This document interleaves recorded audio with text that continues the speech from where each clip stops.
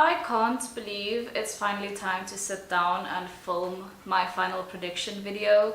Miss Universe is literally a couple of hours away and it took me forever to decide upon this top 30. This year it is no joke, there is 120 contestants and it was extremely difficult to choose only 1 in 4 girls to get into the top 30. As stated at the preliminary competition, who will be getting into the finals will depend on 4 different factors, which is the Beyond the Crown projects and the preliminary competition, both swim and gown, as well as finally the closed door interviews.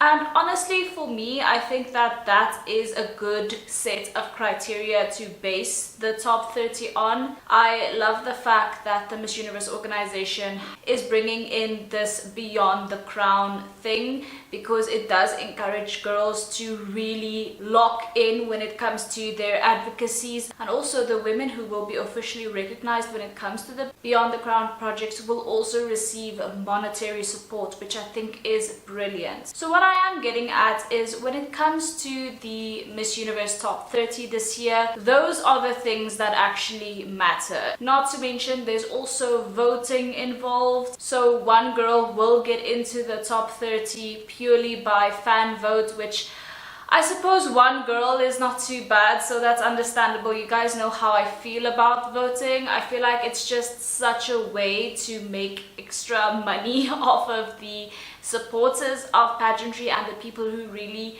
want to support these women in their journeys. I low-key think it's a little bit, you know, extortion leaning, but that's just my opinion on voting. I have never voted and will never vote. I'm not giving these people my money. And I just believe that if a woman is truly meant for the crown and is meant for a placement, she will be able to get that on merit. I don't need to be paying for votes. Anyway, this list is quite long, and as you can tell, I am so low energy in this video. I'm so sorry. I only got to bed at 3 a.m. this morning after editing and posting my prelim review, but I did get up at 7 a.m. still.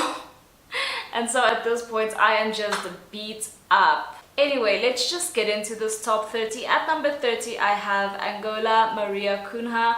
I felt like Maria is not one of the extreme standouts this year, but there is just such a beautiful quality in the way she appears and in the way that she chooses to hold herself on stage. Definitely she does have a shine and a sparkle to her. And so I do think that maybe that is something that the judges will be able to notice and therefore grant her a spot in the top 30. At number 29, I have Trinidad and Tobago, Latifa Morris. And again, it's the same as with Angola. She has been shining on stage. She has been standing out. Looking at her next to the reigning Miss Universe, you can sort of see the vision there. I think that Latifa might be able to land herself a spot in the top 30 after the preliminary competition. At number 28, I have Nigeria's Basil Onyenyechi. For me, Basil is unique in the fact that I feel like she somehow has managed to groom herself extremely well for this year's Miss Universe competition. I think I remember when she won Miss Universe Nigeria, not a lot of people were happy with the result, but I think that even if that was the case, Nigeria's contestant at Miss Universe this year is by far not the worst contestant. In fact, I think that she may be able to land herself a spot in the top 30. Granted, I don't think that she is as skilled and as well prepared as Chidima, who represented Nigeria last year and was of course the first runner-up. But I do think that Nigeria's representative for Miss Universe this year has potentially done enough to land herself a spot in the top 30. At number 27, I have Laura Gnjačević from Croatia, of course. And for me, she just is very beautiful.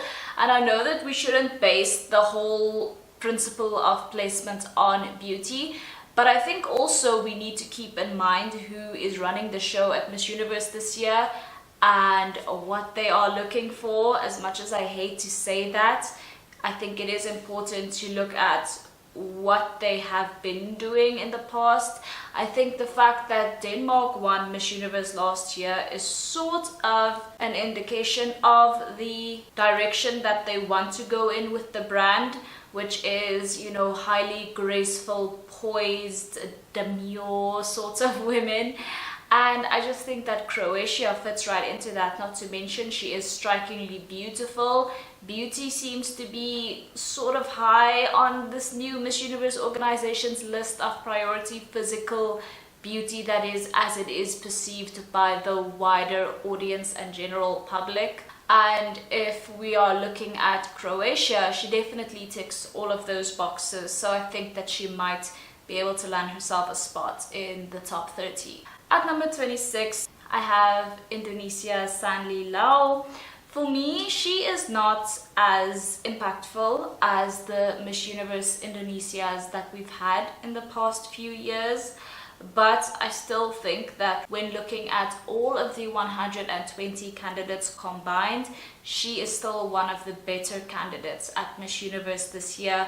And I'm definitely expecting to see her in this top 30. At number 25, I have Brazil's Gabriela Lacerda, who has been very impressive when it comes to her on-stage performances. I am also definitely expecting her in the top 30. Whilst constructing this list, by the end of it, I was thinking to myself, maybe her placement is a bit low. But when I looked at all of the women who I placed above her, I just couldn't make any concessions, and so that's why she is at number 25. At number 24, this might be a bit of a controversial one, especially for viewers who may lean more conservative, but I have Vietnam's Hong Giang Nguyen, and she, of course, you may know, is a transgender woman, and she actually has already won a major international pageant.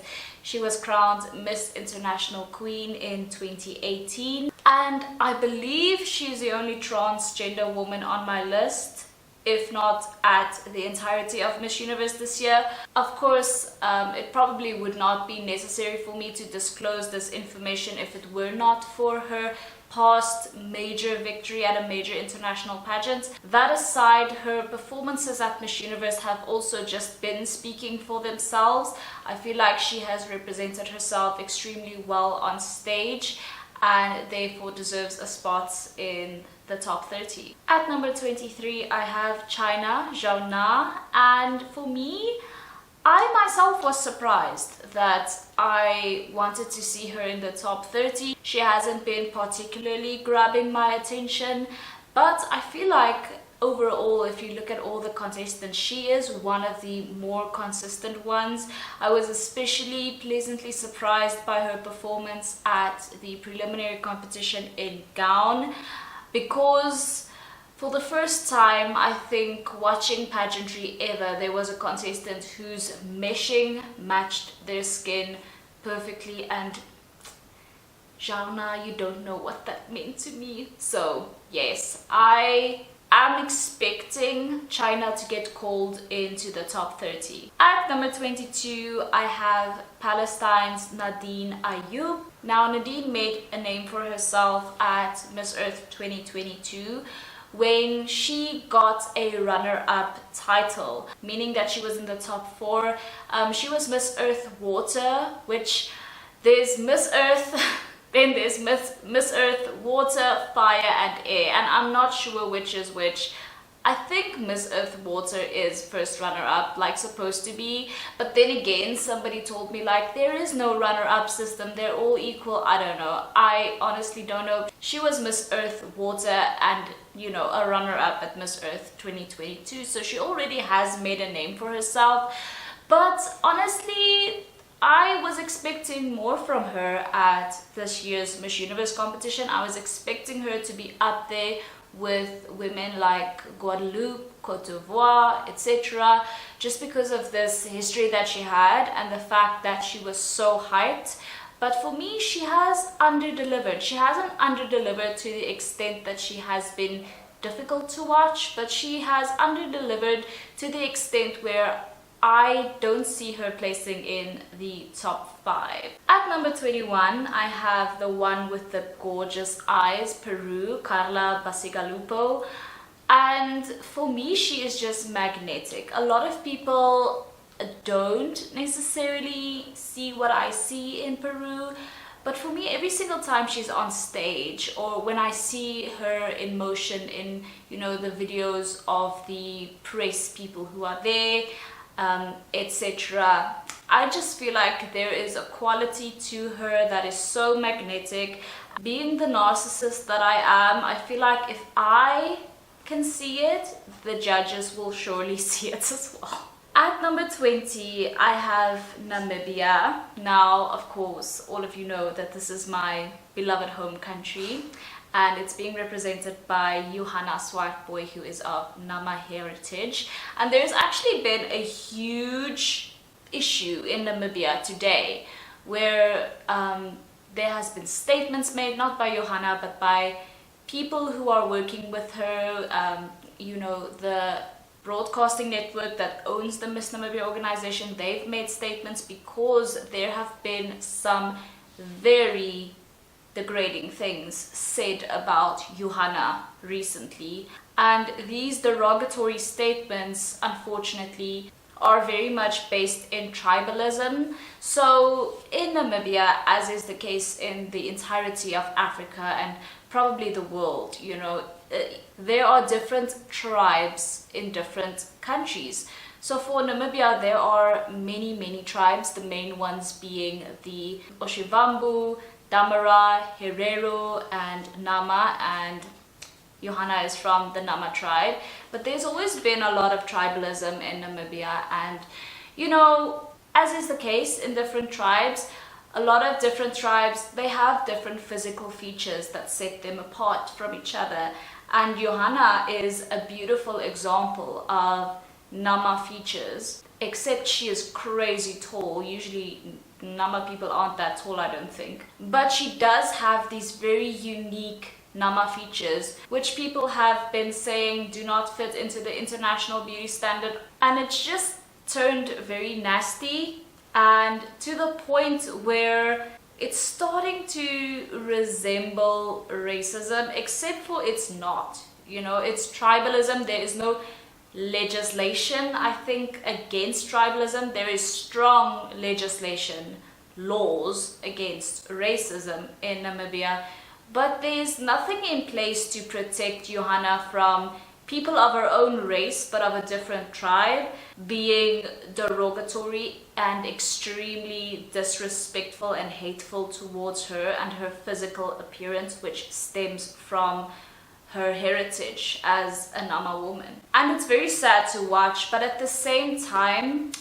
I know that there is such a strong force of support behind Johanna Swartboy at Miss Universe this year, not to mention the strength of her character in and of itself. I know will not allow any of this hate to hinder her from doing her best at representing her country at Miss Universe. Anyway, that's not why she's on the list at all. I don't know why I went into that. I just, you know, sometimes I like to be educational and not just complain. But I feel like Johanna, like I've said before, she has a strength of character about her. She's friendly, she's likable, she has been doing well in her on-stage performances as well, and I know for a fact she nailed the interview, not because I was told, but because I have followed this woman's journey for 6 years, since she first got the second runner-up title at Miss Namibia, and so I will definitely not be surprised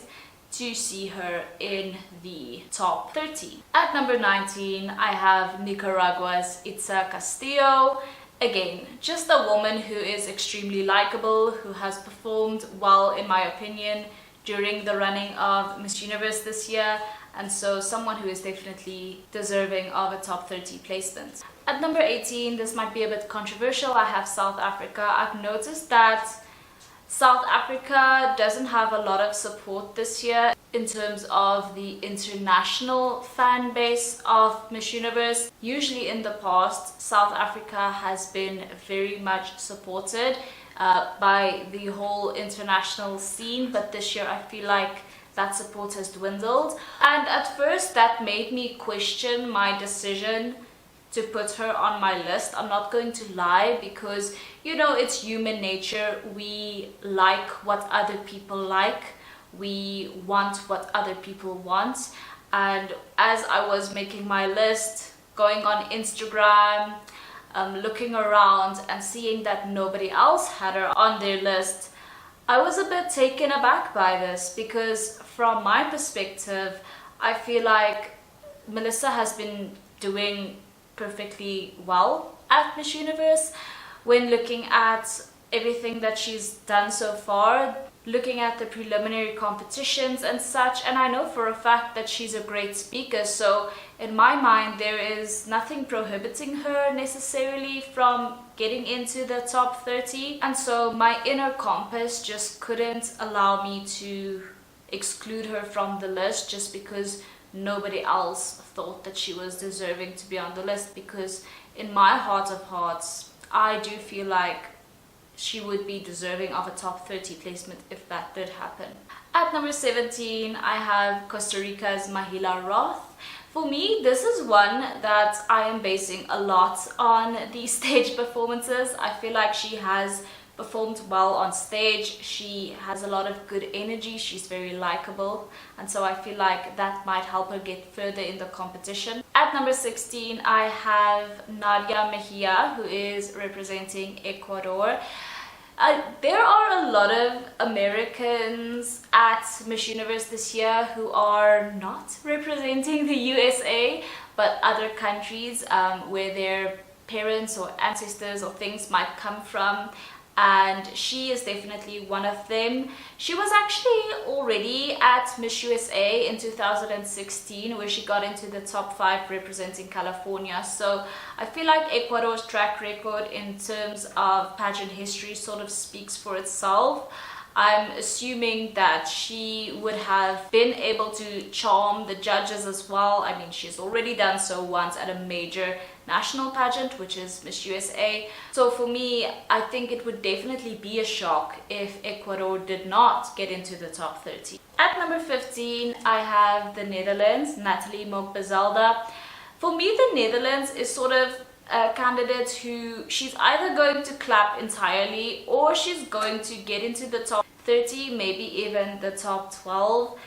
And this is all based on the fact that I've been watching her for the past few weeks with all the activities and such, and I'm not basing my list on the activities at all, because as I've said, the only things that truly matter is Beyond the Crown and prelims and the interview or whatever. But just looking at how she operates, you know, I feel like she is one of the ones that could deserve a spot in the top 30. Personally, I know that I like her a lot. I like what she's been bringing. For me, she has been sort of a standout when it came to the preliminary competition, although there are so many contestants, and so many contestants who, in my opinion, did perform better than the Netherlands. But nonetheless, I do still think that she would be deserving of a spot in the top 30. At number 14, I have such a personal favorite of mine. You guys know Portugal, Camila Vitorino. This woman has just entirely stolen my heart. She has been nothing but impressive. I don't think Portugal has ever in my lifetime had such an impressive candidate at Miss Universe. So it really does pain me to put her outside of the top 12. Honestly, in my heart of hearts, I am sort of hoping that she gets into that top 12. But right now she is outside just because this list is just so difficult.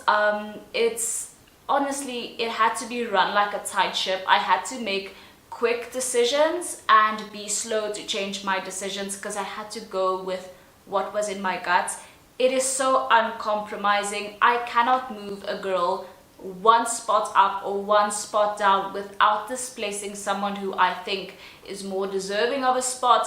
this year truly it is extremely difficult to do a prediction just because there are so many women and so many of them are so good and are bringing different things. And Portugal is certainly one of the women who I've had to compromise hard on and put her outside of my top 12. At number 13, I have Mexico's Fatima Bosch, and she is right on the outskirts of my top 12. We all know what Fatima went through at Miss Universe this year, and for that reason, including the fact that as a whole she is an amazing candidate, she has garnered a lot of support. Honestly, from everything that I've seen from her, I've liked what I've seen from Mexico at Miss Universe this year. I think that she sort of fits into this graceful, poised type of image, type of brand that Miss Universe is trying to create nowadays. And there are so many rumors flying around that Miss Universe this year is sort of a conspiracy for Mexico to end up with the crown.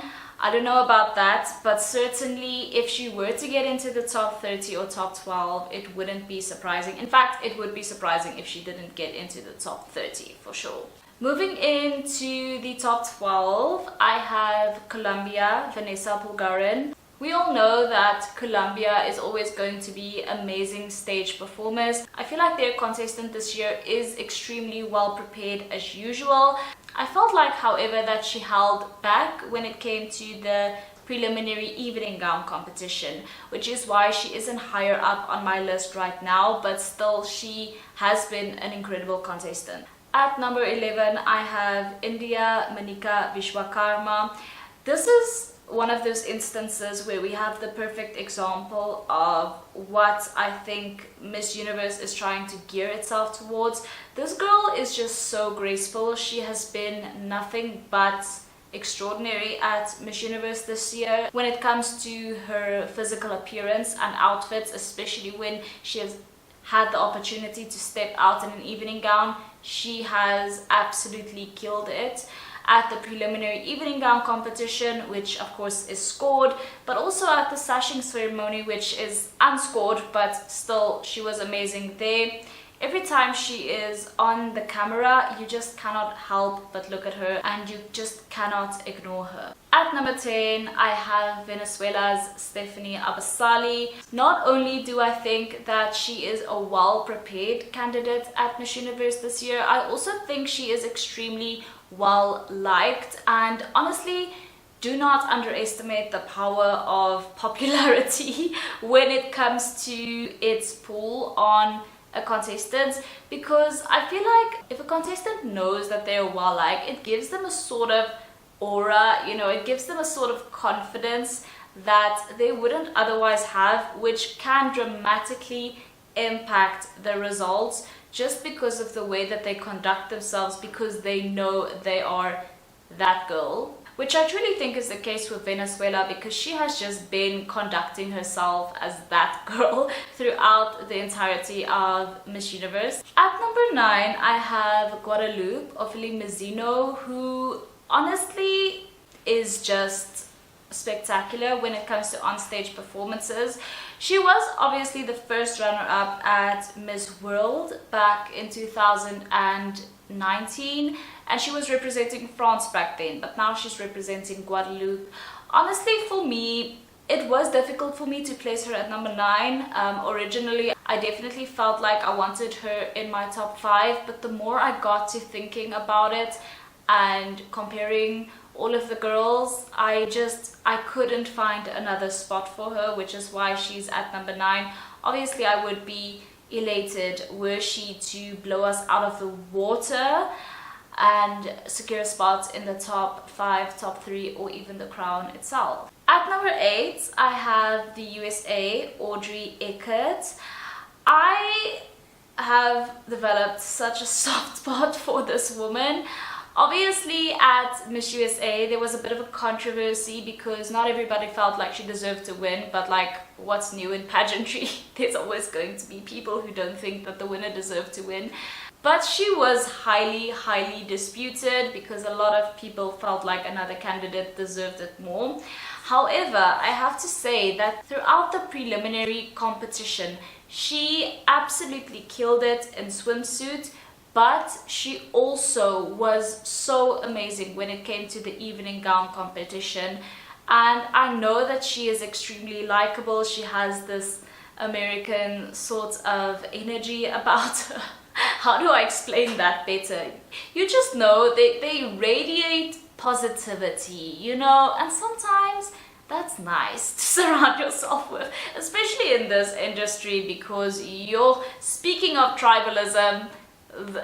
The comment sections nowadays, I have not read comments as much as I usually do, just because the tribalism, guys, we don't need to be doing this. It's a lot. At number 7, I have Puerto Rico, Zashli Alessia, and to me the appeal is obvious. She is an amazing stage performer. She is physically stunning. If you put her next to the reigning Miss Universe, you can obviously see why it works. I honestly just feel like I don't even have to explain, just because. Do you know what I love? Do you know what I just obsess over? When I'm this close to finishing filming a video and my camera dies. Anyway, where was I? The addition of Puerto Rico on this list is just so self-explanatory that I don't even feel like I need to explain it that much. It's obvious. Just look at how she has been performing and you'll know why she is on this list. At number 6, this is painful because I wanted her in my top 5 so bad, but I have Thailand as my number 6. Pravina Singh, of course, she is an extremely popular candidate at Miss Universe this year, not only due to the fact that she has competed at Miss Universe Thailand so many times before, but also she has some personal qualities that I honestly just love.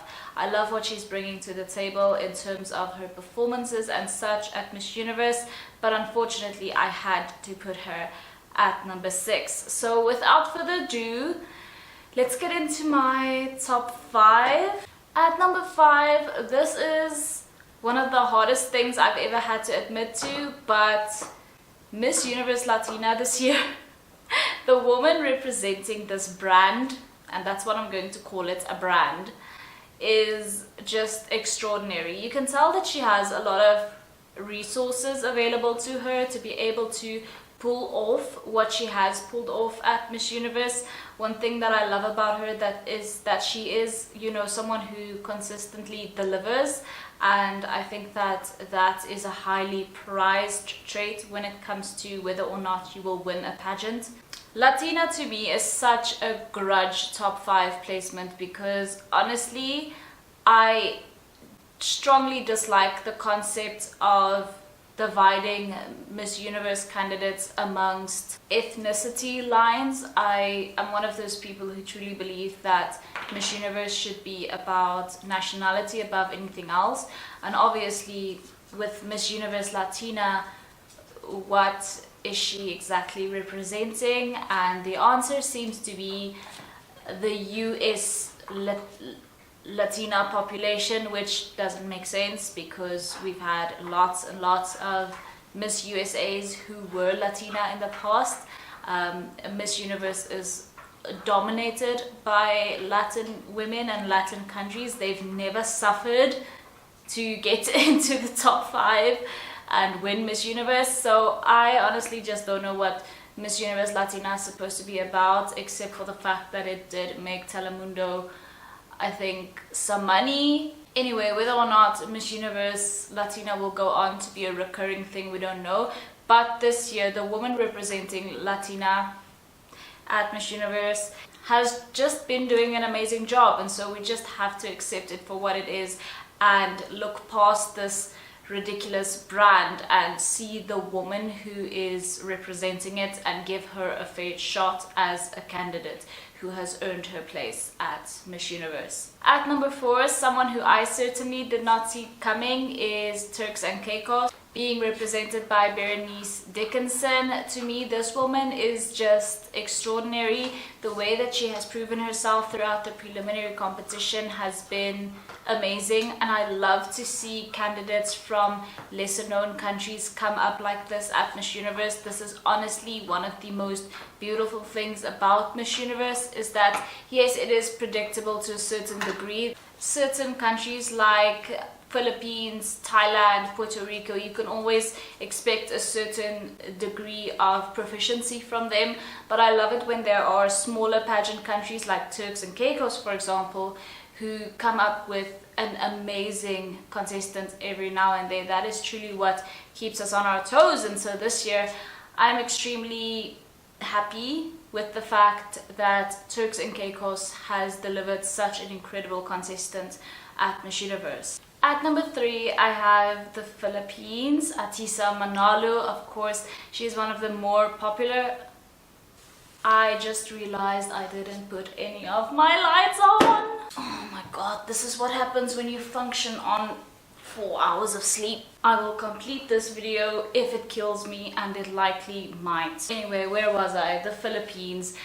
Obviously, Atisa is one of the more popular candidates at Miss Universe this year, but with good reason. At the preliminary competition, she really did deliver. I felt like she was one of the better contestants, and a lot of people think that supporting Atisa is just because of this hype train, but if you guys know me, I don't get on any hype train or any sort of train at all. Honestly, I just follow my own thoughts.